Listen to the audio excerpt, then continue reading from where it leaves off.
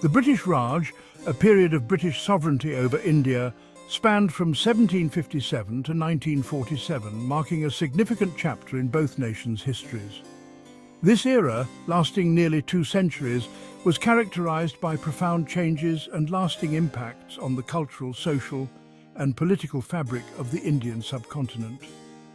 The British Raj not only altered the course of Indian history, but also left an indelible mark on British society and its global standing. It commenced with the East India Company's victory at the Battle of Plassey in 1757, a pivotal moment that set the stage for British dominance in India. This victory was not just a military triumph, but also a strategic one, allowing the company to establish a foothold in Bengal, one of India's most prosperous regions. Over the next century, the East India Company expanded its influence, using a combination of military might, diplomacy and economic control to dominate large swathes of the Indian subcontinent. This era witnessed the transformation of India's social, political and economic landscape under British administration. The British introduced new systems of governance, legal frameworks and educational institutions which had far-reaching effects on Indian society. They built extensive railway networks, telegraph lines and roads, which facilitated trade and communication, but also served to tighten their grip on the country. The economic policies implemented during this period were designed to benefit British interests, often at the expense of local industries and traditional livelihoods. The Raj's legacy continues to shape the identities of both India and Britain today.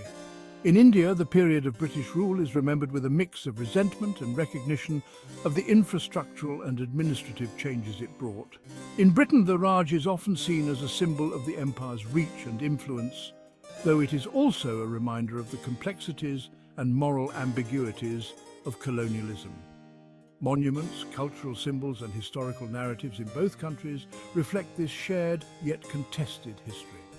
The East India Company, initially a trading venture, steadily gained political and military power in India. Founded in 1600, the company started as a commercial enterprise focused on trade in spices, silk, cotton and other goods. However, as it grew in wealth and influence, it began to play a more active role in the political affairs of the regions where it operated. By the mid-18th century, the company had transformed from a trading entity into a powerful political force, capable of waging wars and negotiating treaties. They exploited existing divisions and formed alliances with local rulers to solidify their control. The company was adept at using the policy of divide and rule, pitting rival factions against each other to weaken resistance to its authority. By aligning with certain princely states and offering military support in exchange for political concessions, the company was able to extend its influence across the subcontinent. These alliances were often fraught with tension and betrayal, reflecting the complex dynamics of colonial power. By the mid-19th century, the company's influence had grown immensely, leading to the establishment of direct British rule after the Sepoy Mutiny of 1857.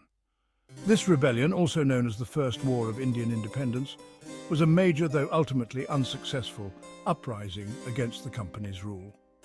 It was fueled by widespread discontent among Indian soldiers or sepoys who were angered by various grievances, including the use of controversial rifle cartridges. This event, sparked by controversial rifle cartridges greased with animal fat, revealed the growing resentment against British rule. The cartridges, which had to be bitten open, were rumoured to be greased with cow and pig fat, offending both Hindu and Muslim soldiers. This issue, combined with broader economic and social discontent, ignited a widespread revolt that saw fierce fighting and significant casualties on both sides. The rebellion was eventually suppressed, but it marked a turning point in the history of British India.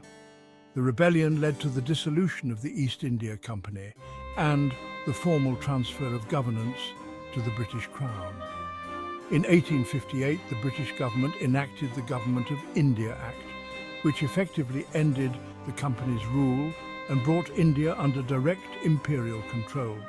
This shift marked the beginning of the British Raj, a period characterized by more centralized and formalized administration, as well as increased efforts to integrate India into the British Empire. Queen Victoria became the Empress of India, ushering in an era of direct imperial rule. Her proclamation in 1877 was a symbolic gesture that underscored the importance of India to the British Empire. The subsequent decades saw the consolidation of British power, the expansion of infrastructure, and the implementation of policies aimed at maintaining control over the vast and diverse Indian population.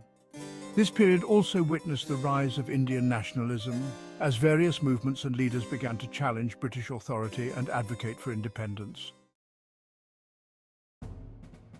India, often referred to as the jewel in the crown of the British Empire, played a pivotal role in Britain's economic dominance during the 19th and early 20th centuries.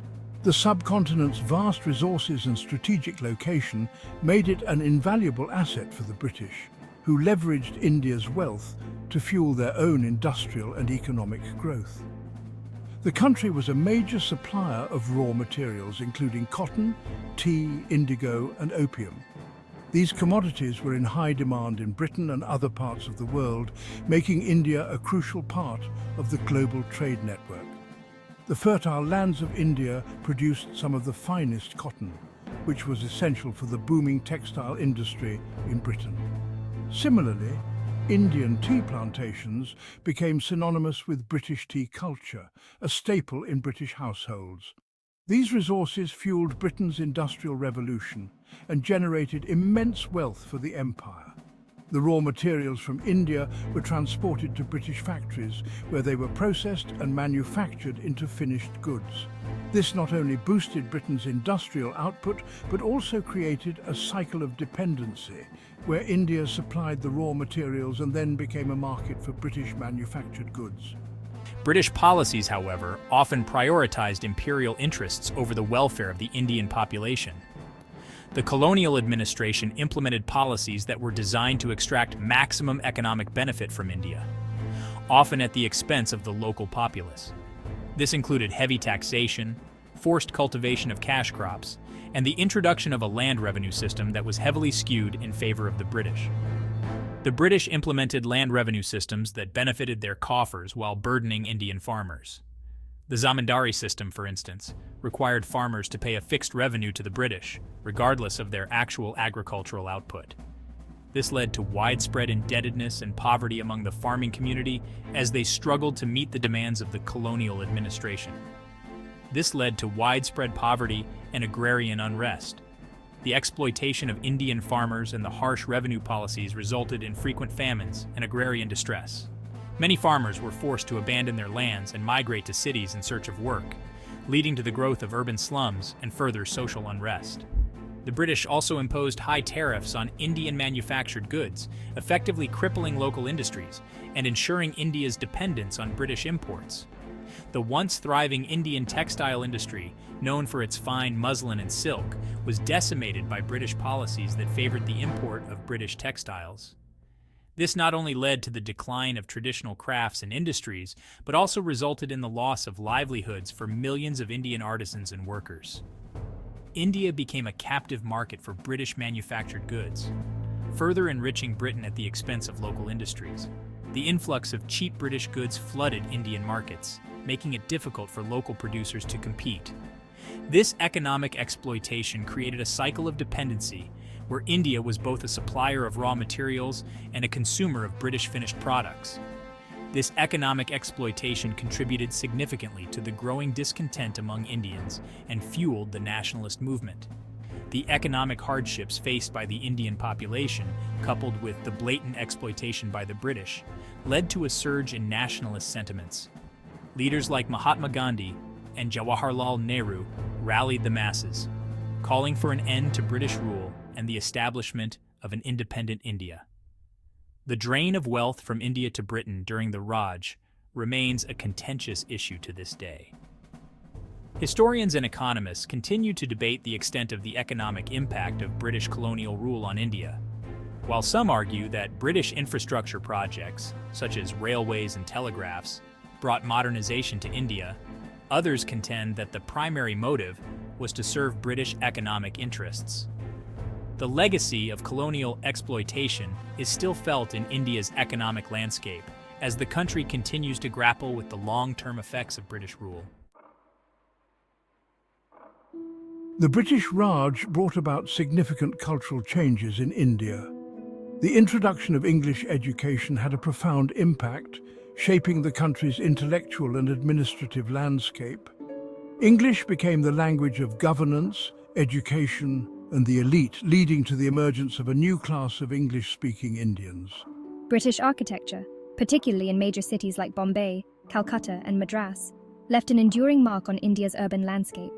Grand Victorian-era buildings, railway stations, and public spaces still stand as testaments to this colonial influence. The British also introduced new technologies and infrastructure, such as railways, telegraphs, and postal systems, which connected different parts of the vast subcontinent. This had a significant impact on trade, communication, and the movement of people and ideas. While India experienced considerable change under British rule, the cultural exchange flowed both ways.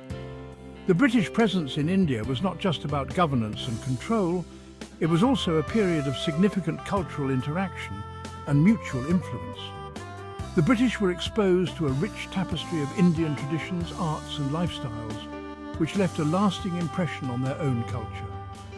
Indian art, textiles and philosophy began to influence British tastes and aesthetics. The intricate designs and vibrant colours of Indian fabrics found their way into British homes, and Indian motifs began to appear in British art and architecture. This fascination with Indian aesthetics was not just limited to the elite, it permeated all levels of British society. Indian spices, particularly curry, became increasingly popular in Britain, leading to the adaptation of Indian cuisine.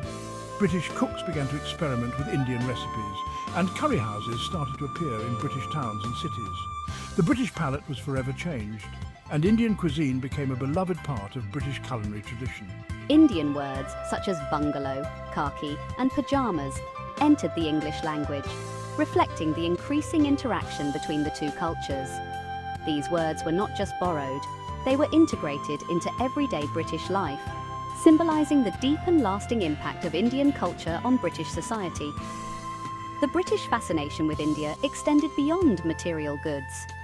Museums and exhibitions showcased Indian artifacts, and British homes were adorned with Indian art and decor. This interest in Indian culture was a testament to the profound influence that India had on British life and thought. The spiritual and philosophical traditions of Hinduism and Buddhism gained a following among some segments of British society.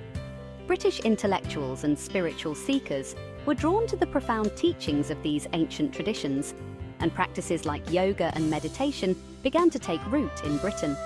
The Theosophical Society, founded in 1875, played a role in popularizing Eastern spiritual ideas in the West. Figures like Helena Blavatsky and Henry Steele Olcott were instrumental in introducing these concepts to a Western audience, and their work helped to bridge the gap between Eastern and Western thought. This cross-cultural exchange challenged traditional British perspectives and broadened the intellectual horizons of the empire. The introduction of Indian philosophy and spirituality encouraged British thinkers to question their own beliefs and to explore new ways of understanding the world. This period of cultural exchange was a time of great intellectual and spiritual growth for Britain, and its effects are still felt today.